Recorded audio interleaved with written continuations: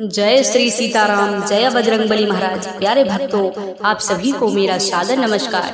प्यारे भक्तों, आज हम आपको हनुमान जी महाराज का एक ऐसा गुप्त चमत्कारी मंत्र सुनाने वाले हैं जिस मंत्र के प्रभाव से आपके सभी कष्ट पल भर में दूर हो जाएंगे। अगर आप धन की कमी से परेशान हैं या परिवार की किसी सदस्य की गंभीर बीमारी से परेशान हैं, उसका इलाज करा करके आप थक चुके हैं लेकिन बीमारी ठीक नहीं हो रही है, या घर में बनी रहने वाली कलह से परेशान है, या बढ़ते कर्ज से परेशान है, या फिर नौकरी नहीं लग रही है, या व्यवसाय नहीं चल रहा है, तो इन सभी समस्याओं का समाधान हनुमान जी महाराज के इस चमत्कारी मंत्र से मिल जाएगा।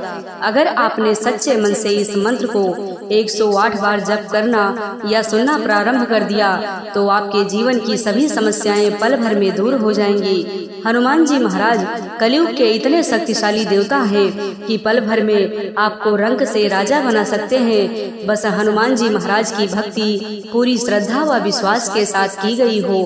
प्यारे भक्तों, यह मंत्र इतना प्रभावशाली है कि अगर आप मंत्र का जाप करने में असमर्थ हैं तो सिर्फ अपने मोबाइल पर चलाकर 108 बार प्रतिदिन सुनने मात्र से ही आपकी सभी बाधाएं दूर होने लगेंगी। तो प्यारे भक्तों, आइए हनुमान जी महाराज के इस जगत कल्याणकारी सभी मनोकामना पूर्ण करने वाले इस दिव्य मंत्र को 108 बार सुन लेते हैं। लेकिन उससे पहले आप सभी भक्तों से एक छोटा सा निवेदन है कि अगर आप हमारे चैनल पर नए होइएगा तो हमारे चैनल अलौकिक मंत्र को सब्सक्राइब करके कमेंट में जय श्री राम, जय हनुमान लिखकर अपनी हाजिरी जरूर लगा दीजिएगा। प्यारे भक्तों, मंत्र कुछ इस प्रकार है। ओम नमो हनुमते रुद्रवताराय आध्यात्मकाधिदेविकाधि भौतिक त्रापत्रय निवारणाय रामदूताय स्वाहा। ओम नमो हनुमते रुद्रवताराय आध्यात्मकाधिदेविकाधि भौतिक त्रापत्रय निवारणाय रामदूताय स्वाहा। ओम नमो हनुमते रुद्रवताराय आध्यात्मकाधिदेविकाधि भौतिक त्रापत्रय निवारणाय रामदूताय स्वाहा। ओम नमो हनुमते रुद्रवताराय आध्यात्मकाधिदेविकाधि भौतिक त्रापत्रय निवारणाय रामदूताय स्वाहा। ओम नमो हनुमते रुद्रवताराय आध्यात्मकाधिदेविकाधि भौतिक त्रापत्रय निवारणाय रामदूताय स्वाहा। ओम नमो हनुमते रुद्रवताराय आध्यात्मकाधिदेविकाधि भौतिक त्रापत्रय निवारणाय रामदूताय स्वाहा। ओम नमो हनुमते रुद्रवताराय आध्यात्मकाधिदेविकाधि भौतिक त्रापत्रय निवारणाय रामदूताय स्वाहा। ओम नमो हनुमते रुद्रवताराय आध्यात्मकाधिदेविकाधि भौतिक त्रापत्रय निवारणाय रामदूताय स्वाहा। ओम नमो हनुमते रुद्रवताराय आध्यात्मकाधिदेविकाधि भौतिक त्रापत्रय निवारणाय रामदूताय स्वाहा। ओम नमो हनुमते रुद्रवताराय आध्यात्मकाधिदेविकाधि भौतिक त्रापत्रय निवारणाय रामदूताय स्वाहा। ओम नमो हनुमते रुद्रवताराय आध्यात्मकाधिदेविकाधि भौतिक त्रापत्रय निवारणाय रामदूताय स्वाहा। ओम नमो हनुमते रुद्रवताराय आध्यात्मकाधिदेविकाधि भौतिक त्रापत्रय निवारणाय रामदूताय स्वाहा। ओम नमो हनुमते रुद्रवताराय आध्यात्मकाधिदेविकाधि भौतिक त्रापत्रय निवारणाय रामदूताय स्वाहा। ओम नमो हनुमते रुद्रवताराय आध्यात्मकाधिदेविकाधि भौतिक त्रापत्रय निवारणाय रामदूताय स्वाहा।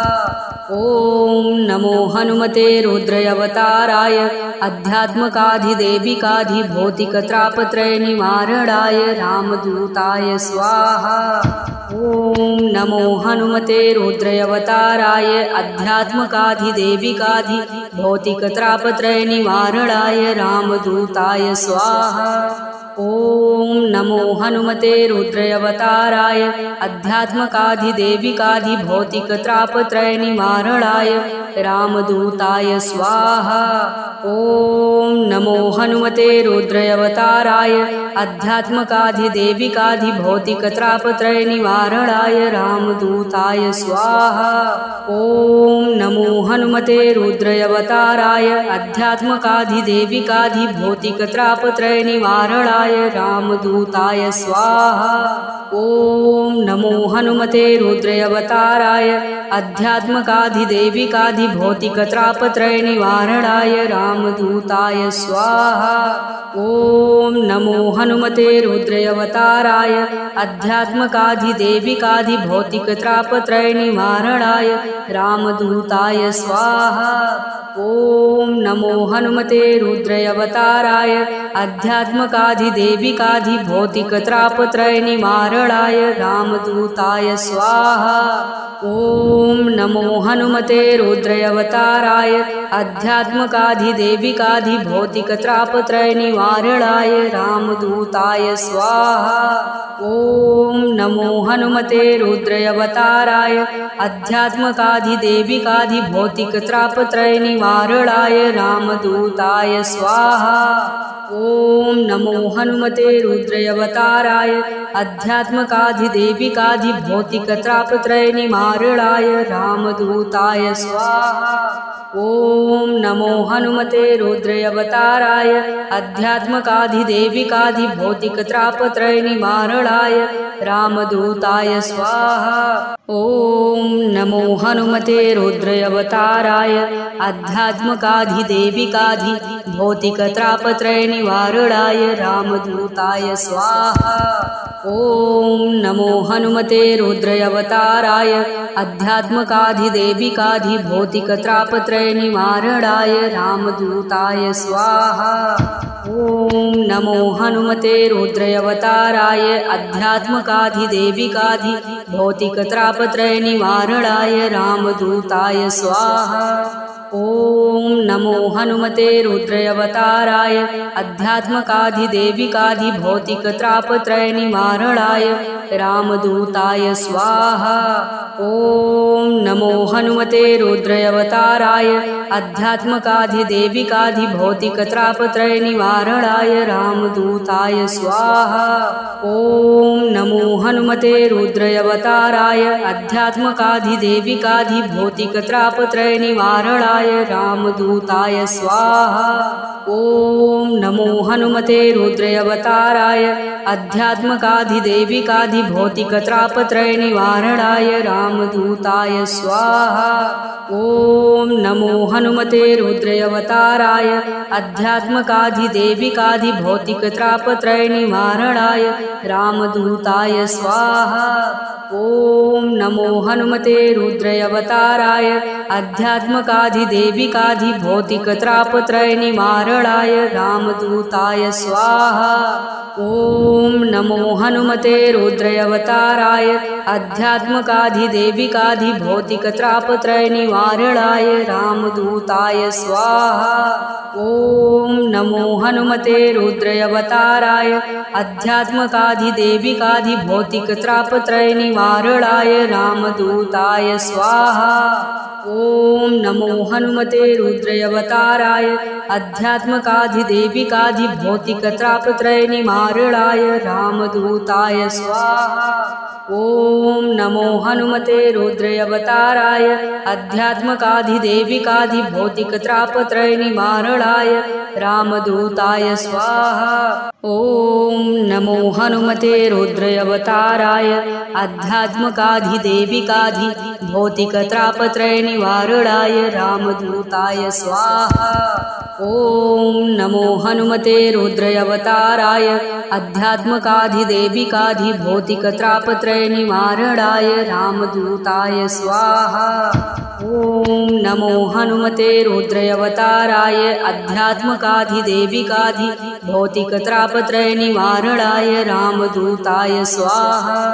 ओम नमो हनुमते रुद्रावताराय अध्यात्मकाधिदेविकाधिभौतिकत्रापत्रय निवारणाय रामदूताय स्वाहा। ओम नमो हनुमते रुद्रावताराय अध्यात्मकाधिदेविकाधिभौतिकत्रापत्रय निवारणाय रामदूताय स्वाहा। ओम नमो हनुमते रुद्रावताराय अध्यात्मकाधिदेविकाधिभौतिकत्रापत्रय निवारणाय रामदूताय स्वाहा। ओम नमो हनुमते रुद्रावताराय अध्यात्मकाधिदेविकाधिभौतिकत्रापत्रय निवारणाय रामदूताय स्वाहा। ओम नमो हनुमते रुद्रावताराय अध्यात्मकाधिदेविकाधिभौतिकत्रापत्रय निवारणाय रामदूताय स्वाहा।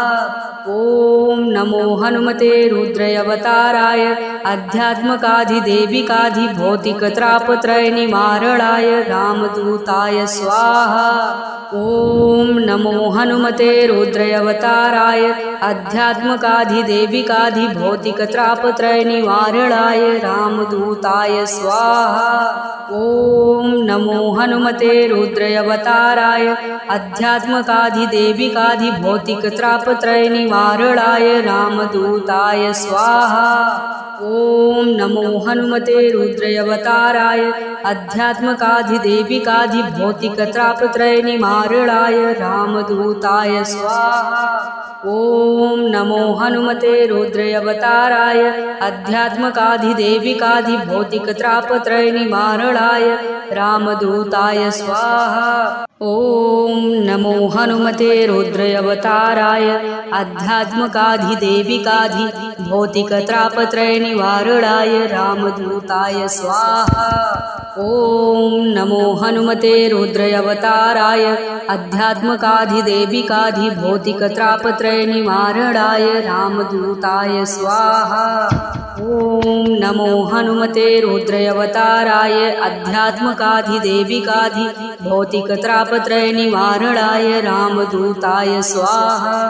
ओम नमो हनुमते रुद्रावताराय अध्यात्मकाधिदेविकाधिभौतिकत्रापत्रय निवारणाय रामदूताय स्वाहा। ओम नमो हनुमते रुद्रावताराय अध्यात्मकाधिदेविकाधिभौतिकत्रापत्रय निवारणाय रामदूताय स्वाहा। ओम नमो हनुमते रुद्रावताराय अध्यात्मकाधिदेविकाधिभौतिकत्रापत्रय निवारणाय रामदूताय स्वाहा। ओम नमो हनुमते रुद्रावताराय अध्यात्मकाधिदेविकाधिभौतिकत्रापत्रय निवारणाय रामदूताय स्वाहा। ओम नमो हनुमते रुद्रावताराय अध्यात्मकाधिदेविकाधिभौतिकत्रापत्रय निवारणाय रामदूताय स्वाहा। ओम नमो हनुमते रुद्रावताराय अध्यात्मकाधिदेविकाधिभौतिकत्रापत्रय निवारणाय रामदूताय स्वाहा। ओम नमो हनुमते रुद्रावताराय अध्यात्मकाधिदेविकाधिभौतिकत्रापत्रय निवारणाय रामदूताय स्वाहा। ओम नमो हनुमते रुद्रावताराय अध्यात्मकाधिदेविकाधिभौतिकत्रापत्रय निवारणाय रामदूताय स्वाहा। ओम नमो हनुमते रुद्रावताराय अध्यात्मकाधिदेविकाधिभौतिकत्रापत्रय निवारणाय रामदूताय स्वाहा। ओम नमो हनुमते रुद्रावताराय अध्यात्मकाधिदेविकाधिभौतिकत्रापत्रय निवारणाय रामदूताय स्वाहा। ओम नमो हनुमते रुद्रावताराय अध्यात्मकाधिदेविकाधिभौतिकत्रापत्रय निवारणाय रामदूताय स्वाहा।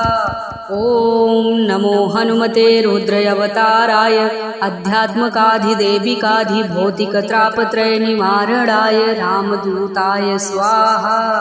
ओम नमो हनुमते रुद्रावताराय अध्यात्मकाधिदेविकाधिभौतिकत्रापत्रय निवारणाय रामदूताय स्वाहा। ओम नमो हनुमते रुद्रावताराय अध्यात्मकाधिदेविकाधिभौतिकत्रापत्रय निवारणाय रामदूताय स्वाहा। ओम नमो हनुमते रुद्रावताराय आध्यात्मकाधिदेविकाधिभौतिकत्रापत्रय निवारणाय रामदूताय स्वाहा। ओम नमो हनुमते रुद्रावताराय आध्यात्मकाधिदेविकाधिभौतिकत्रापत्रय निवारणाय रामदूताय स्वाहा। ओम नमो हनुमते रुद्रावताराय आध्यात्मकाधिदेविकाधिभौतिकत्रापत्रय निवारणाय रामदूताय स्वाहा। ओम नमो हनुमते रुद्रावताराय आध्यात्मकाधिदेविकाधिभौतिकत्रापत्रय निवारणाय रामदूताय स्वाहा। ओम नमो हनुमते रुद्रावताराय आध्यात्मकाधिदेविकाधिभौतिकत्रापत्रय निवारणाय रामदूताय स्वाहा।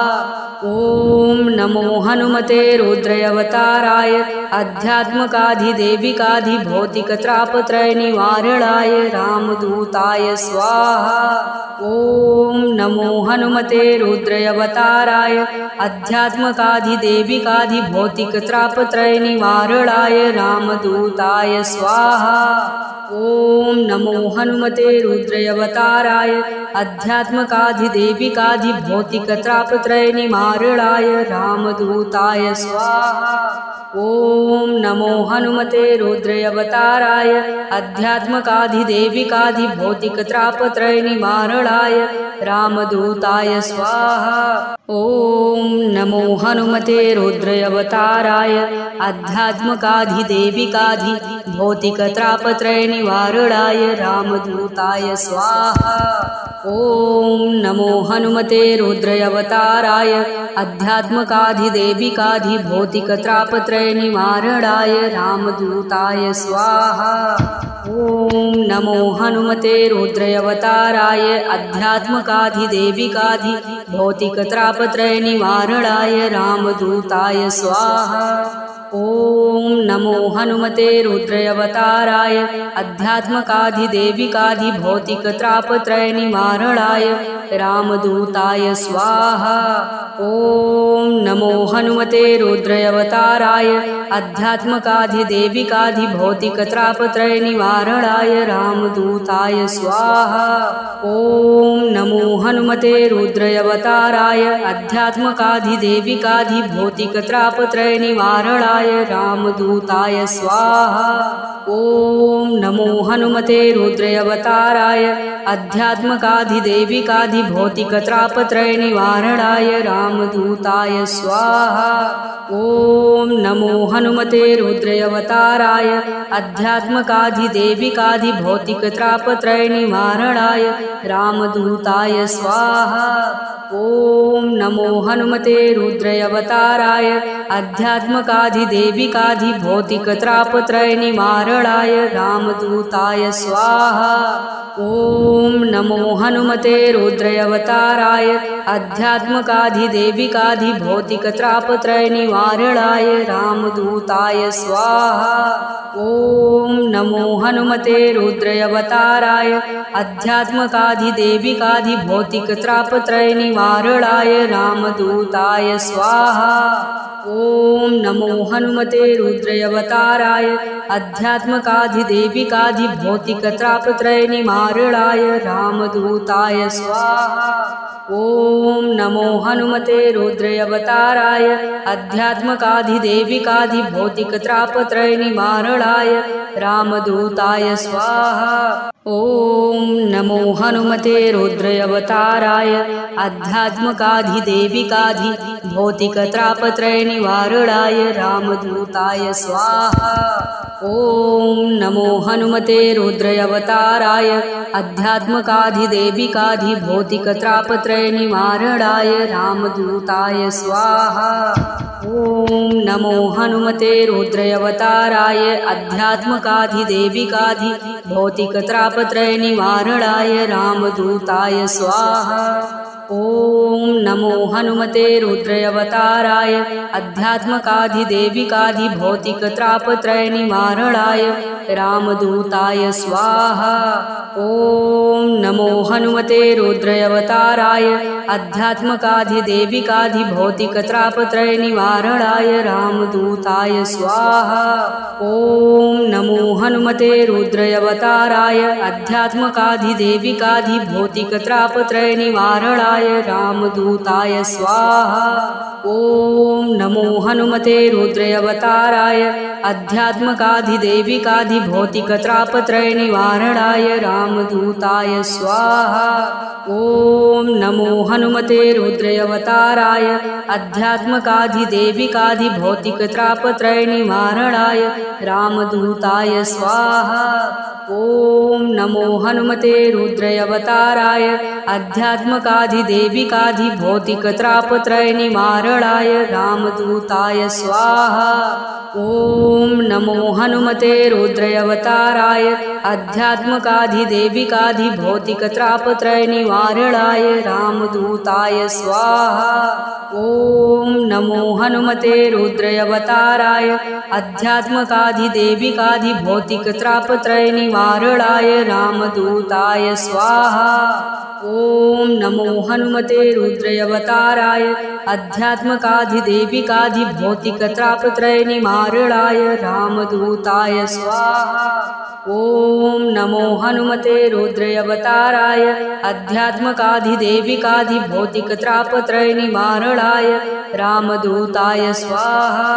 ओम नमो हनुमते रुद्रावताराय आध्यात्मकाधिदेविकाधिभौतिकत्रापत्रय निवारणाय रामदूताय स्वाहा।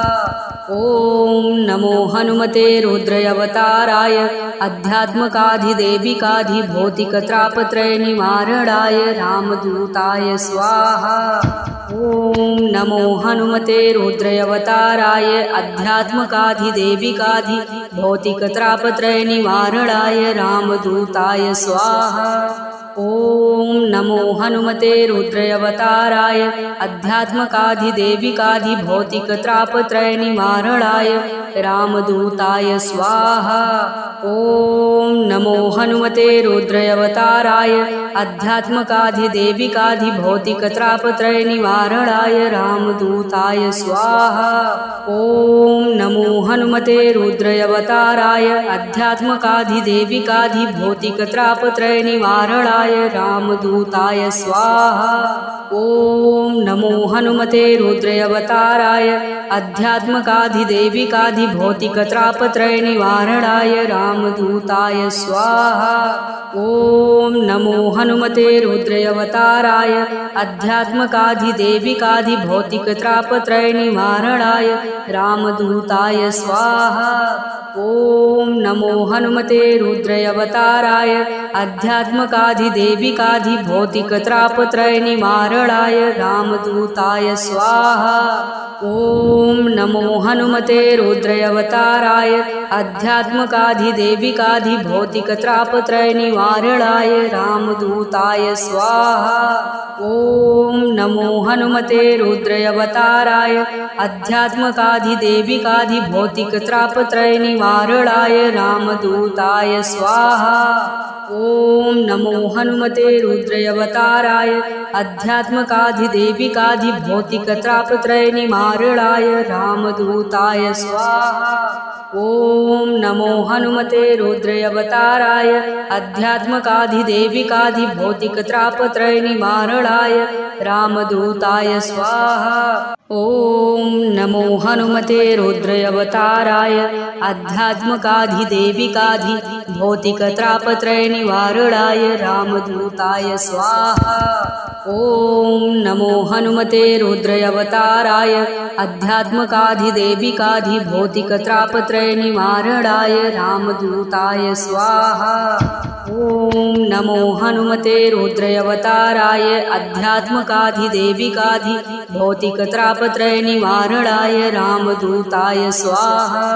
ओम नमो हनुमते रुद्रावताराय आध्यात्मकाधिदेविकाधिभौतिकत्रापत्रय निवारणाय रामदूताय स्वाहा। ओम नमो हनुमते रुद्रावताराय आध्यात्मकाधिदेविकाधिभौतिकत्रापत्रय निवारणाय रामदूताय स्वाहा। ओम नमो हनुमते रुद्रावताराय आध्यात्मकाधिदेविकाधिभौतिकत्रापत्रय निवारणाय रामदूताय स्वाहा। ओम नमो हनुमते रुद्रावताराय आध्यात्मकाधिदेविकाधिभौतिकत्रापत्रय निवारणाय रामदूताय स्वाहा। ओम नमो हनुमते रुद्रावताराय आध्यात्मकाधिदेविकाधिभौतिकत्रापत्रय निवारणाय रामदूताय स्वाहा। ओम नमो हनुमते रुद्रावताराय आध्यात्मकाधिदेविकाधिभौतिकत्रापत्रय निवारणाय रामदूताय स्वाहा। ओम नमो हनुमते रुद्रावताराय आध्यात्मकाधिदेविकाधिभौतिकत्रापत्रय निवारणाय रामदूताय स्वाहा। ओम नमो हनुमते रुद्रावताराय आध्यात्मकाधिदेविकाधिभौतिकत्रापत्रय निवारणाय रामदूताय स्वाहा। ओम नमो हनुमते रुद्रावताराय आध्यात्मकाधिदेविकाधिभौतिकत्रापत्रय निवारणाय रामदूताय स्वाहा। ओम नमो हनुमते रुद्रावताराय आध्यात्मकाधिदेविकाधिभौतिकत्रापत्रय निवारणाय रामदूताय स्वाहा। ओम नमो हनुमते रुद्रावताराय आध्यात्मकाधिदेविकाधिभौतिकत्रापत्रय निवारणाय रामदूताय स्वाहा। ओम नमो हनुमते रुद्रावताराय आध्यात्मकाधिदेविकाधिभौतिकत्रापत्रय निवारणाय रामदूताय स्वाहा। ओम नमो हनुमते रुद्रावताराय आध्यात्मकाधिदेविकाधिभौतिकत्रापत्रय निवारणाय रामदूताय स्वाहा। ओम नमो हनुमते रुद्रावताराय आध्यात्मकाधिदेविकाधिभौतिकत्रापत्रय निवारणाय रामदूताय स्वाहा। ओम नमो हनुमते रुद्रावताराय आध्यात्मकाधिदेविकाधिभौतिकत्रापत्रय निवारणाय रामदूताय स्वाहा। ओम नमो हनुमते रुद्रावताराय आध्यात्मकाधिदेविकाधिभौतिकत्रापत्रय निवारणाय रामदूताय स्वाहा। ओम नमो हनुमते रुद्रावताराय आध्यात्मकाधिदेविकाधिभौतिकत्रापत्रय निवारणाय रामदूताय स्वाहा। ओम नमो हनुमते रुद्रावताराय आध्यात्मकाधिदेविकाधिभौतिकत्रापत्रय निवारणाय रामदूताय स्वाहा। ओम नमो हनुमते रुद्रावताराय आध्यात्मकाधिदेविकाधिभौतिकत्रापत्रय निवारणाय रामदूताय स्वाहा। ओम नमो हनुमते रुद्रावताराय आध्यात्मकाधिदेविकाधिभौतिकत्रापत्रय निवारणाय रामदूताय स्वाहा। ओम नमो हनुमते रुद्रावताराय आध्यात्मकाधिदेविकाधिभौतिकत्रापत्रय निवारणाय रामदूताय स्वाहा। ओम नमो हनुमते रुद्रावताराय आध्यात्मकाधिदेविकाधिभौतिकत्रापत्रय निवारणाय रामदूताय स्वाहा। ओम नमो हनुमते रुद्रावताराय आध्यात्मकाधिदेविकाधिभौतिकत्रापत्रय निवारणाय रामदूताय स्वाहा। ओम नमो हनुमते रुद्रावताराय आध्यात्मकाधिदेविकाधिभौतिकत्रापत्रय निवारणाय रामदूताय स्वाहा। ओम नमो हनुमते रुद्रावताराय आध्यात्मकाधिदेविकाधिभौतिकत्रापत्रय निवारणाय रामदूताय स्वाहा। ओम नमो हनुमते रुद्रावताराय आध्यात्मकाधिदेविकाधिभौतिकत्रापत्रय निवारणाय रामदूताय स्वाहा। ओम नमो हनुमते रुद्रावताराय आध्यात्मका